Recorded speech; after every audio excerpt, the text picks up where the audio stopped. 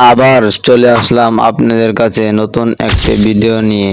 আগের ভিডিওতে দেখিয়েছিলাম যে কি করে আপনারা এরকম ফটো এডিট করবেন।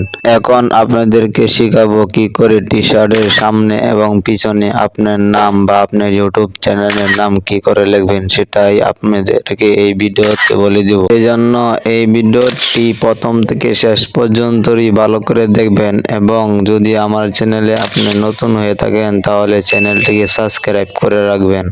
আপনি আপনার ফোনে থাকা ক্রোম ব্রাউজারে ক্লিক করবেন। ক্রোম ব্রাউজারে ক্লিক করার পর আপনি সার্চ বাটনে লিখবেন বিগ ইমেজ ক্রিয়েটর। এটি লিখে সার্চ দিবেন। বিগ ইমেজ ক্রিয়েটর লিখে সার্চ দিবেন। ঠিক আছে, সার্চ দিলে এরকম একটি আসবে, সেটির উপরে ক্লিক করবেন। প্রথম যেটা আছে সেটার উপরে ক্লিক করবেন। ক্লিক করলে এরকম একটি সাইডে নিয়ে আসবে। এখানে আপনার একটি লেখা লিখতে হবে। সেই লেখাটি কি সেটা আপনাদেরকে দেখিয়ে দিব।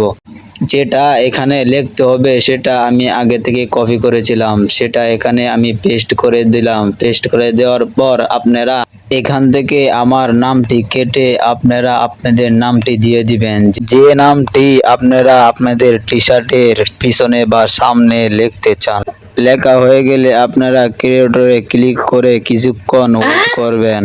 কিছুক্ষণ ওয়েট করলে আপনাদের ফটোটি এডিট করে দিবে এআই। নামটি লেখার পরেও আপনার নামের পরে কিছু লেখা এসে পড়েছে, সেজন্য আপনি রিটেন এটা কেটে দিবেন। কেটে দিয়ে আবার ক্রিয়েটরে ক্লিক করবেন।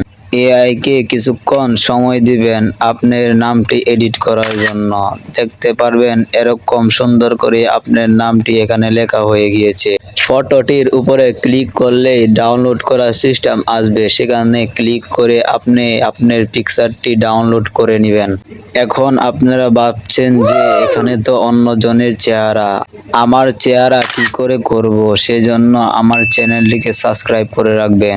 সাবস্ক্রাইব হয়ে গেলে আপনি আমার ইউটিউব চ্যানেলে ঢুকে এই ভিডিওটি দেখে আসবেন, তাহলে আপনি আপনার ফেস দিয়ে এরকম ফটো এডিট করতে পারবেন। আপনি যদি এখনো আমার চ্যানেলটিকে সাবস্ক্রাইব করে না থাকেন তাহলে অবশ্যই সাবস্ক্রাইব করে রাখবেন। সাবস্ক্রাইব করে রাখলে আপনার কাছে আমার ভিডিওটি পৌঁছে যাবে। পিকচার ডাউনলোড করতে কিছু লেখা লাগে, সেই লেখাটি আমি কমেন্ট বক্সে দিয়ে দিব।